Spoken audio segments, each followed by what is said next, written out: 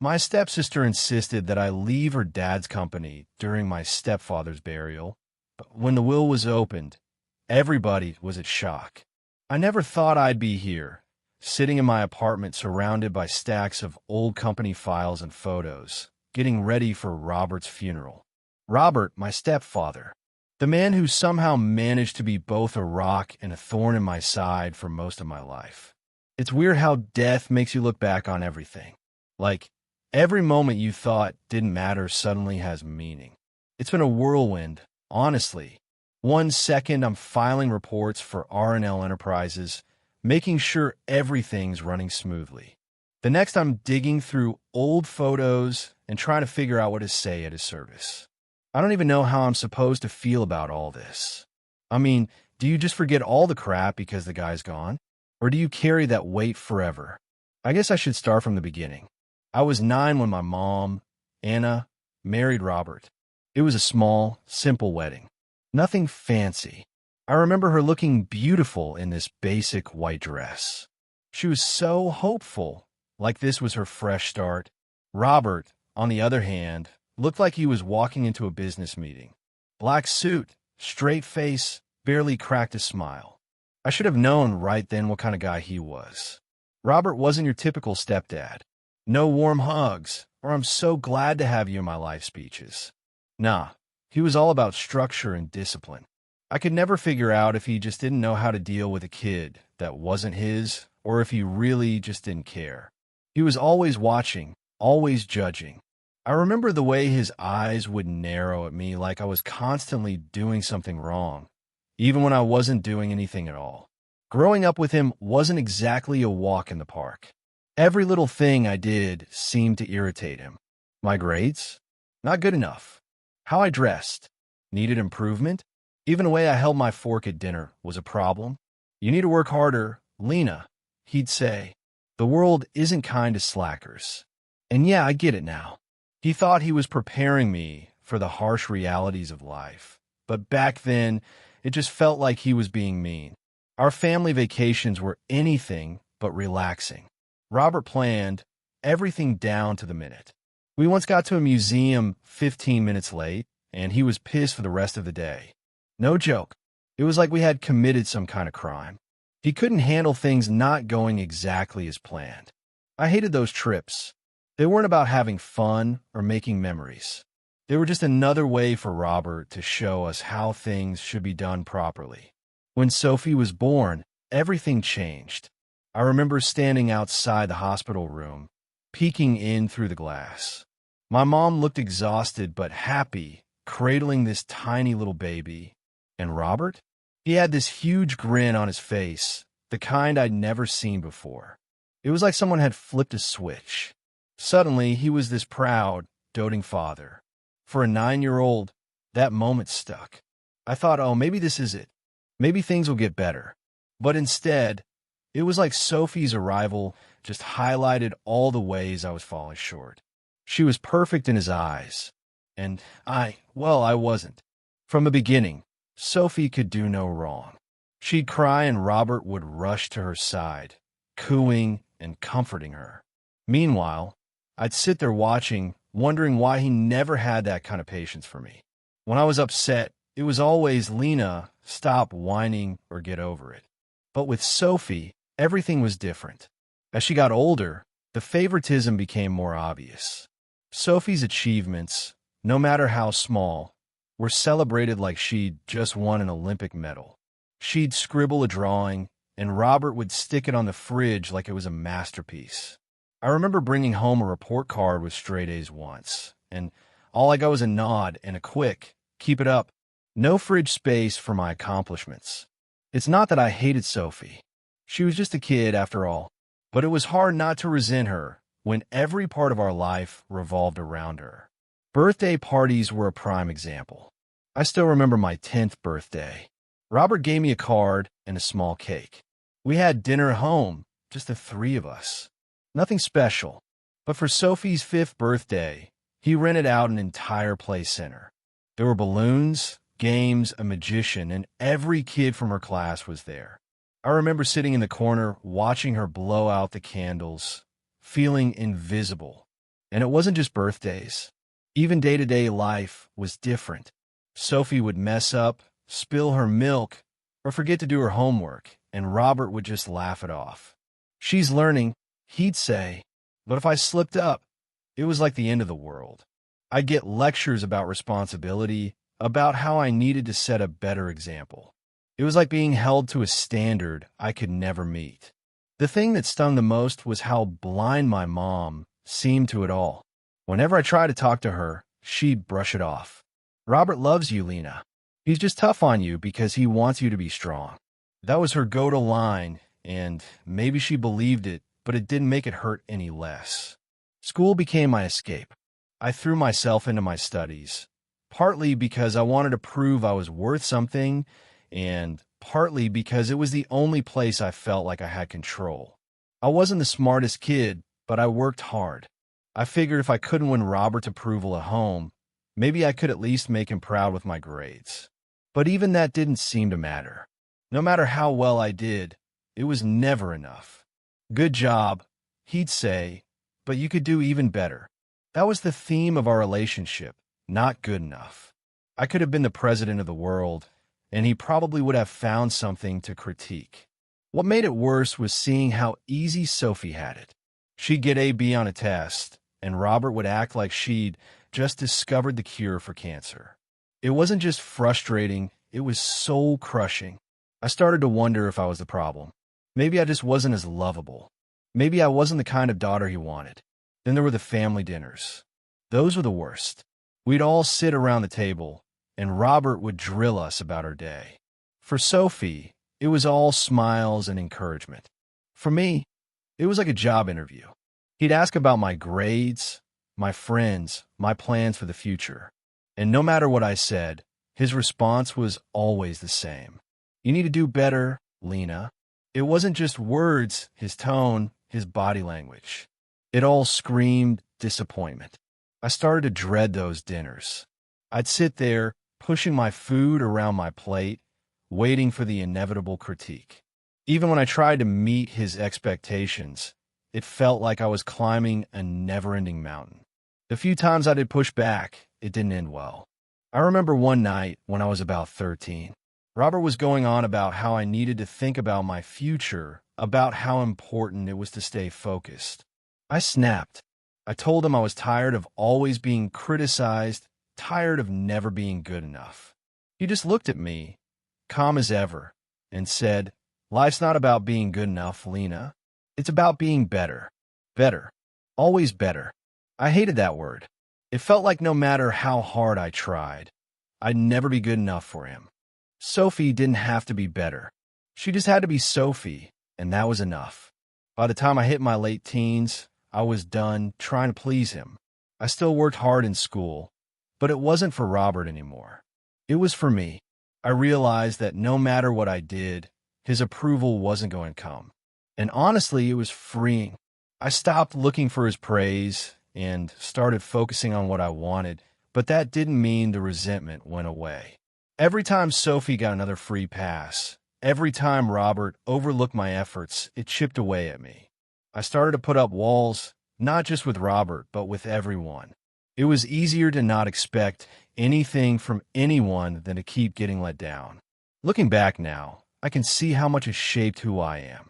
I learned to be independent, to rely on myself, but I also learned how much it hurts to feel second best, to feel like no matter what you do, you're never enough. The day of the funeral came quicker than I expected. It's funny how time messes with you like that. One minute you're planning, sorting through old pictures, and the next you're standing in a room filled with people, all wearing their best funeral faces. You know, the look, somber, head slightly tilted, like they really get what you're going through. But they don't. How could they? I stood near the entrance of the funeral home, half-heartedly greeting people as they came in. Some faces I recognized from the company, others were old family friends. And then there were the strangers, people who knew Robert in ways I never did. They come up to me, offering their condolences, talking about what a great man Robert was. He always put family first, one guy said, shaking his head like it was some profound truth. I just nodded, biting my tongue. Family first? Sure, if you meant Sophie. Speaking of Sophie, she arrived fashionably late, of course. She walked in like she owned the place, all polished and composed, with her husband in tow. I hadn't seen her in a while, and somehow she looked even more put together than I remembered. Meanwhile, I felt like a mess inside and out. The service started, and I took my seat in the front row, right next to my mom. She looked so fragile, clutching a tissue in one hand, her other hand resting on my arm. I could tell she was struggling, but she didn't say much. Just little whispers here and there about how proud Robert would have been of the turnout. Proud. That word felt so foreign when connected to Robert. I couldn't remember a single time he'd said he was proud of me. The eulogy started, and it was like listening to a story about someone I'd never met. They talked about Robert's dedication, his leadership, how he built R&L Enterprises from the ground up. Every word felt like it was meant to paint him as this larger-than-life figure. But to me, he was just complicated, strict, distant, and yeah, sometimes carrying his own way. But nothing like the man they were describing. Then, it was Sophie's turn to speak. She stepped up to the podium, looking every bit the grieving daughter. Her voice wavered just enough to sound genuine, but I knew better. Robert was more than just a father, she started. He was my guide, my mentor, my inspiration. I clenched my fists, biting the inside of my cheek to keep from rolling my eyes. Every word felt like a performance, tailored to make her look like the perfect daughter. After the service, people mingled, exchanging stories and catching up like it was some kind of reunion. I stayed near the edge of the room, avoiding the small talk as much as I could. That's when Sophie found me. She pulled me aside, her expression serious but calm, like she was about to deliver some life-changing news. "We need to talk," she said, her voice low but firm. I followed her to a quieter corner, half expecting some heartfelt attempt at reconnecting.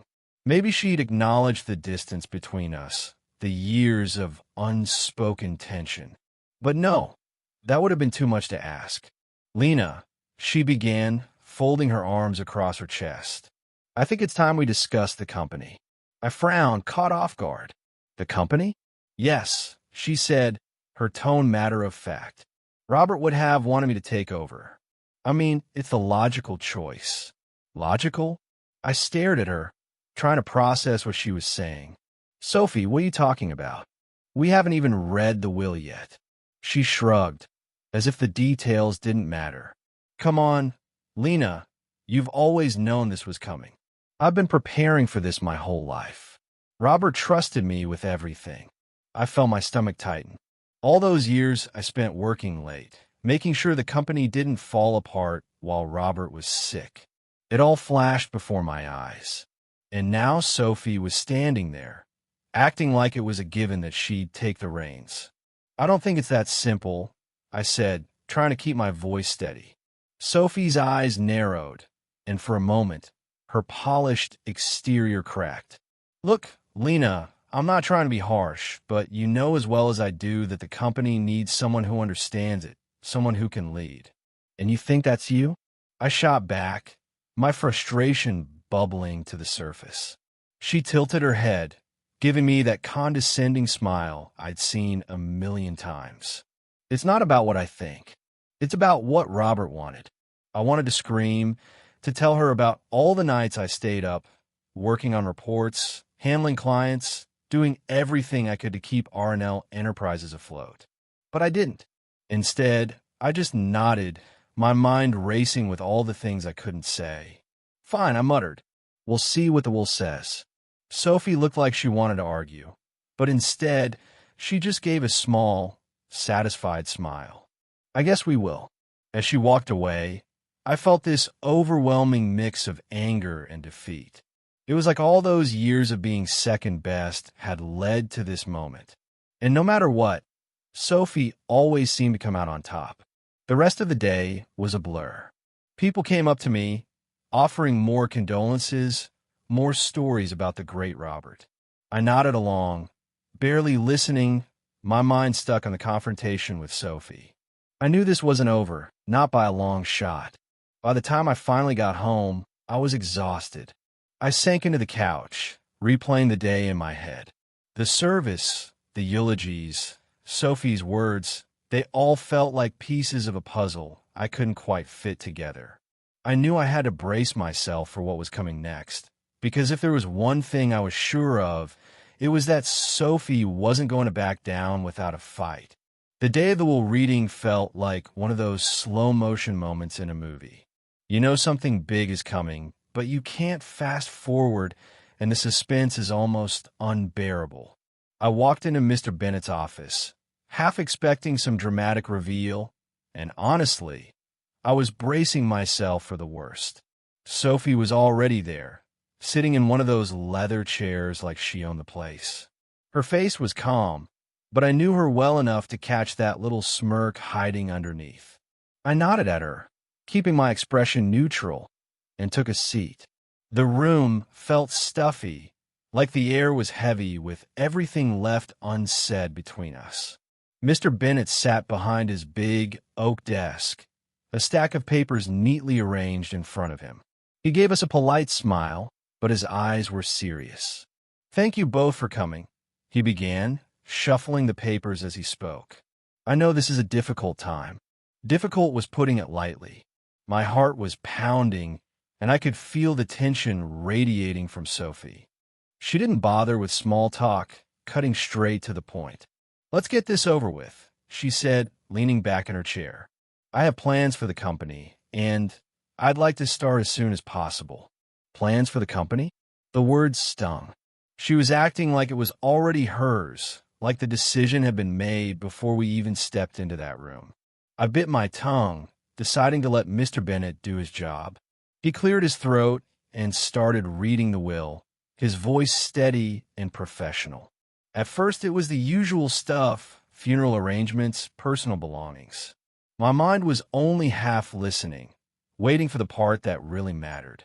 Sophie, on the other hand, was sitting there with this air of confidence like she knew exactly what was coming. And then it happened. I, Robert Davis, being of sound mind and body, hereby leave my entire estate, including all shares and control of R&L Enterprises, to my stepdaughter, Lena Davis. For a second, I thought I'd misheard. I blinked, tried to process the words. My heart stopped, and the room went dead silent. Sophie's smirk vanished in an instant, replaced by a look of shock and pure disbelief. "What?" she blurted out, leaning forward in her chair. That can't be right." Mr. Bennett stayed calm, nodding as he continued. "It's all here, in writing." Robert was very clear about his wishes. Sophie's face turned red, her hands clenching into fists. "This is ridiculous," she snapped. "I'm his daughter. The company should be mine." I sat there, stunned, my mind racing. I couldn't believe it. After all these years of feeling like I was never good enough, like I was always second place, Robert had left everything to me. It didn't make sense. Why would he do that? Sophie wasn't done. "This has to be a mistake," she said, her voice rising. "Lena couldn't possibly handle the company. She's just a placeholder." The words hit hard, but before I could say anything, Mr. Bennett spoke up. "There's no mistake," he said firmly. "Robert made this decision after careful consideration." He even left a letter explaining his reasoning. He reached for an envelope, handing it to me. My hand shook as I took it, my eyes scanning the familiar handwriting. "You can read it later," Mr. Bennett said gently. "But for now, you both need to understand that this is final." Sophie's eyes narrowed, her voice dropping to a dangerous level. "You think you're going to just waltz in and take over? You think you can run the company without me?" I met her gaze, feeling a mix of anger and determination rising in my chest. "I didn't ask for this, Sophie, but if Robert trusted me with it, then I'm going to do my best." Her laugh was bitter. "Your best? That's a joke. You'll ruin everything." I could feel the heat in my cheeks, but I refused to back down. "We'll see about that." Sophie stood abruptly, grabbing her purse. "This isn't over," she hissed before storming out of the room. The door slammed behind her, leaving me alone with Mr. Bennet. The silence was deafening, the weight of what had just happened sinking in. I took a deep breath, trying to steady myself. "I know this is a lot to take in," Mr. Bennet said softly. "But Robert believed in you, Lena. He saw something in you that maybe even you didn't see." I nodded slowly, still clutching the letter. I don't understand why he'd do this." Mr. Bennet gave me a small, understanding smile. "Maybe the letter will help." I thanked him and left the office, the envelope feeling heavy in my hands. Outside, the world felt different. Everything had shifted in the span of a few minutes, and I wasn't sure how to feel about it. Part of me was relieved, another part overwhelmed. But mostly I was just tired. Tired of the fighting, the doubt, the constant struggle to prove myself. As I walked to my car, Sophie's words echoed in my head. "This isn't over." And I knew she meant it. This wasn't just about the company for her. It was personal. It always had been. But for once, I wasn't going to let her overshadow me. Robert had trusted me, and whether I understood it or not, I had to honor that. I owed it to myself, to all the years I'd spent trying to be enough. Sitting in the driver's seat, I took one last look at the envelope before tucking it into my bag. Whatever was in that letter could wait. For now, I had to focus on what came next, because like Sophie said, this wasn't over. Not by a long shot. I sat on my couch that night, staring at the envelope with my name on it. It felt heavier than it should, like it was holding all the answers I didn't even know I needed. Robert's handwriting was neat, precise, just like everything else about him. For a long while, I just held it, wondering what he could possibly have to say that he couldn't tell me when he was alive. The room was quiet, but my mind was racing. I'd gone through so many emotions since the will reading. Shock, anger, confusion, and now I was just numb. Sophie's reaction still echoed in my head. Her disbelief, her accusations.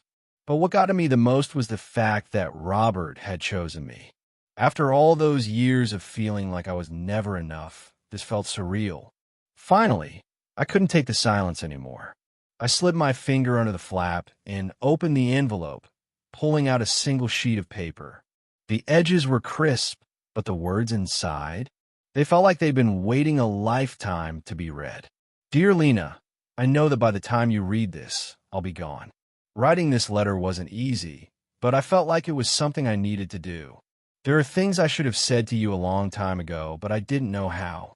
I made a lot of mistakes, Lena, more than I can count.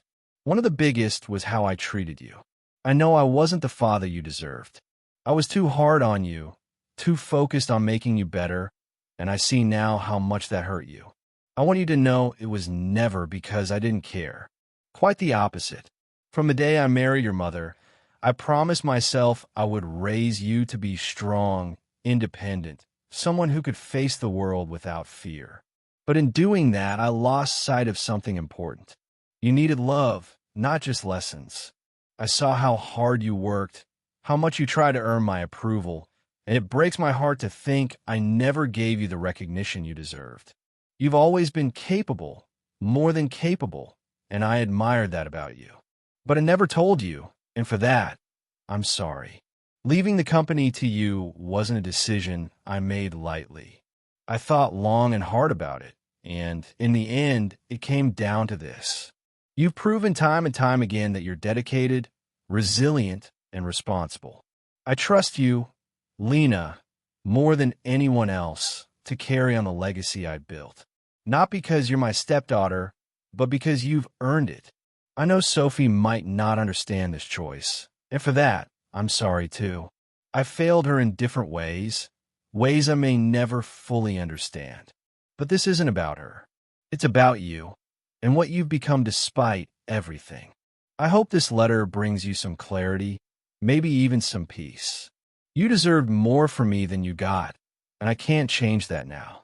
But I want you to know I saw you, Lena. I always did. Take care of the company. Take care of yourself, and know that I am proud of you. With all my heart, Robert. By the time I finished reading, my hands were shaking.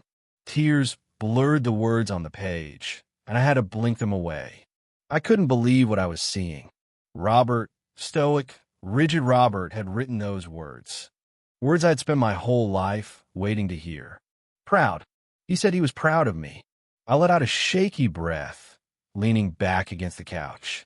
The letter felt like a lifeline, pulling me out of the storm of doubt and confusion I'd been trapped in. All those years of feeling like I wasn't enough, like no matter what I did, it would never be good enough for him. They didn't seem to matter anymore. I thought about the nights I spent at the office, the times I stayed up late to make sure everything was perfect, hoping he'd notice. And he had. Maybe not in the way I wanted back then, but he had noticed. For the first time, I felt a strange mix of relief and sadness. Relief because I finally knew how he felt, and sadness because it took him dying for me to hear it. There was so much I wanted to say to him, so many questions I wanted to ask, but now it was too late. I folded the letter carefully, placing it back in the envelope. It wasn't much, but it was something. It was more than I ever thought I'd get from him. As I sat there, the weight of everything started to settle. The company, Sophie, the legacy Robert left behind, it all felt daunting. But for the first time, I felt like I could handle it. Not because I had to, but because I wanted to, because Robert believed in me. I didn't know what the future held, but I knew one thing. I wasn't going to let his trust in me go to waste. This wasn't just about proving something to him anymore. It was about proving it to myself. And for the first time in a long time, I felt ready. The morning after reading Robert's letter, I felt different. Lighter, maybe?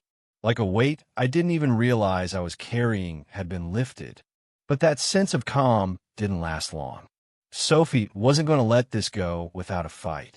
And honestly, I wasn't expecting her to. The first call came just after breakfast. I stared at my phone, Sophie's name flashing on the screen, debating whether I should answer. I knew exactly what she was going to say, but part of me wanted to hear it straight from her. Bracing myself, I picked up. Well, I hope you're happy. Sophie spat before I could even say hello. I sighed. Good morning to you too, Sophie. Cut the crap, Lena, she snapped. You know this isn't right. That company should be mine. Dad would have wanted me to run it. I took a deep breath, trying to keep my voice steady. Sophie, I didn't ask for this. I was just as surprised as you were. Surprised, she laughed bitterly. You must be thrilled. You've been waiting for this moment, haven't you? Always trying to one-up me. That hit a nerve. Are you serious? I've spent my entire life feeling like I wasn't good enough, and now that I finally get some recognition, you're acting like I stole something from you. She went quiet for a moment, and I thought maybe, just maybe she'd back down. But then she came back with, this isn't over. I'm going to fight this. You're not capable of running R&L. And with that, she hung up. I sat there for a while, staring at the phone in my hand. Part of me wanted to scream, to throw something, to lash out. But another part just felt tired. This wasn't about the company, not really. It was about everything that had built up between us over the years. And now it was all spilling out in the worst way. The next few days were tense. Sophie didn't call again, but I knew she wasn't done. The silence was almost worse than the yelling. I kept expecting her to show up at my door or ambush me at the office. Instead, she went radio silent, which was completely unlike her. Sophie was never one to stay quiet when things didn't go her way. And then it happened. I was sitting in the office, going over some paperwork, when one of the board members knocked on my door. Let's call him Mr. Daniels. He was one of those old school types, someone who had been with R&L since the beginning. Lena, he said, stepping inside. We need to talk. I nodded, motioning for him to sit. What's going on? He cleared his throat, looking a little uncomfortable. I've been hearing things, rumors about Sophie. She's been talking to some of the other board members, questioning your ability to lead. Of course she was. And I asked, keeping my face neutral, Well, it's causing a bit of unease. Some of the members are starting to wonder if maybe she has a point. I felt my stomach drop. Do you think she's right? Daniels hesitated, which was answer enough. It's not about right or wrong, Lena. It's about perception. Sophie's been with the company too, and she's making a lot of noise. People are listening. I leaned back in my chair, feeling the familiar weight of doubt creeping in. What do you think I should do? He sighed. You need to show them you're in control, that you can handle this. Otherwise, Sophie might get more support than you'd like. Great. Just what I needed. A coup led by my own stepsister. After Daniels left, I sat there staring at the piles of paperwork on my desk. Sophie wasn't just going to challenge me personally. She was going to attack me professionally too. And the worst part? She had the connections and charisma to pull off. The next day, I called a meeting with the board. If Sophie wanted to fight, I wasn't going to back down. I walked into that room determined to prove I belonged there. It wasn't easy. The tension was thick, and I could see some of the board members exchanging uneasy glances. But I laid out my plans for the company, addressing every concern I could think of. I had to show them that I was ready, that I wasn't just Robert's choice out of sentimentality. By the end of the meeting, I felt like I'd at least made a dent in the doubts swirling around. But the real challenge was still Sophie. Sure enough, a few hours later, she showed up at my office. She didn't bother knocking, just pushed the door open and walked right in. So, you called a meeting without me, she said, her tone dripping with sarcasm. It was a board meeting, I replied coolly. Last I checked, you're not on the board. She scoffed, crossing her arms. That's just a technicality. I stood facing her. Sophie, what do you want? Because if you're here to argue, I'm not in the mood. What I want, she said stepping closer, is what's rightfully mine. But since you're so dead set on playing boss, I guess we'll have to do this the hard way. I shook my head, exasperated. This isn't about what's rightfully yours. It's about what Robert thought was best for the company. And whether you like it or not, he trusted me with that responsibility. Her eyes narrowed, and for a moment I thought she might actually hit me. But then she just smiled, that cold, calculated smile I come to know so well. We'll see about that, Lena. We'll see. And with that, she turned and walked out, leaving me standing there, fists clenched at my sides. The fallout wasn't just about the company. It was personal. It was years of resentment and rivalry boiling over. And I knew deep down that this fight was far from over. It's been a few weeks since everything went down, and I'm finally starting to feel like I can breathe again. I won't lie. Things have been tense. Sophie's been quiet, which is almost worse than her usual loud, dramatic antics. It's like waiting for a storm you know is coming but can't see on the horizon yet. But despite that, I've been pushing forward, trying to focus on what's ahead. The company is a beast, no doubt about it. Every day feels like I'm juggling 100 different things, and there's always something new popping up that needs my attention. Honestly, I didn't realize how much Robert kept from me when I was just helping out. Now that I'm in charge, it's like I'm seeing the whole picture for the first time. And let me tell you, it's overwhelming. But at the same time, it's also kind of empowering. For so long, I felt like I was in the shadows. Like no matter how hard I worked, I'd never get the recognition I deserved. Now, though, it's my name on those documents. My decisions that shape the future of R&L Enterprises. It's a lot of pressure, sure, but also feels like I'm finally stepping into my own. Of course, not everyone is thrilled about the change. I've had a few moments where I caught certain board members exchanging looks, like they're still questioning whether I can handle this. But after that first big meeting, things started to shift, even if just a little. I made it clear that I'm not here to play games. This company is important to me, and I'm going to do whatever it takes to make sure it thrives. One thing that's really helped is the letter from Robert. I've read it a few times since that first night, and each time it hits me in a different way. Knowing that he saw something in me, that he believed in me even when I didn't believe in myself, it's powerful. It's like a reminder that I'm not just doing this for the company or the legacy, but for myself. I owe it to that little girl who always felt overlooked to make this work. But it's not just about proving myself to the board or living up to Robert's expectations. I've been thinking a lot about what kind of leader I want to be. Robert was all about discipline and structure, which worked in some ways, but also created a lot of tension. I don't want to run R&L like that. I want to create a place where people feel valued, where their ideas matter. That's why I've started making some changes. Nothing huge yet, but enough to show that things are different now. For one, I've been having more one-on-one meetings with the staff, getting to know them better, and understanding their concerns. It's amazing how much you can learn just by listening. People want to feel heard, and I get that now more than ever. Another big step has been starting a new initiative. I took some of the funds Robert left me and set up a scholarship in his name. It's for kids who come from tough backgrounds, who might not have the opportunities that others do. Education was always important to Robert, and this feels like a good way to honor that while also giving back to the community. The response has been incredible.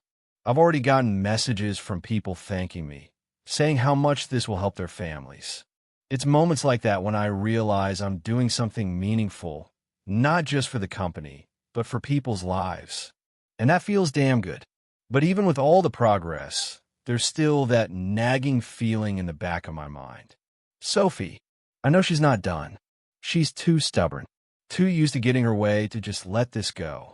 And honestly, I'm not sure what her next move will be. Maybe she's plotting something behind the scenes. Or maybe she's just waiting for the right moment to strike. Either way, I'm ready for whatever comes next. In the meantime, I'm focusing on the positives. The company is stable. The staff seems to be warming up to me.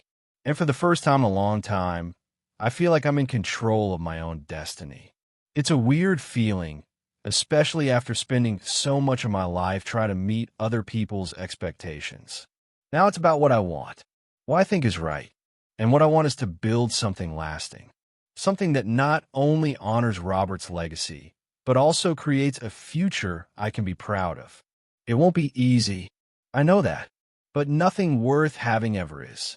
As I sit here in my office, looking out over the city, I can't help but feel a little hopeful. Sure, there are still challenges ahead, and Sophie's shadow looms large. But for the first time, I'm not scared. I'm ready to face whatever comes my way. Because this is my chapter now. My chance to write a different story. Not just for the company, but for myself. And I'm not going to waste it.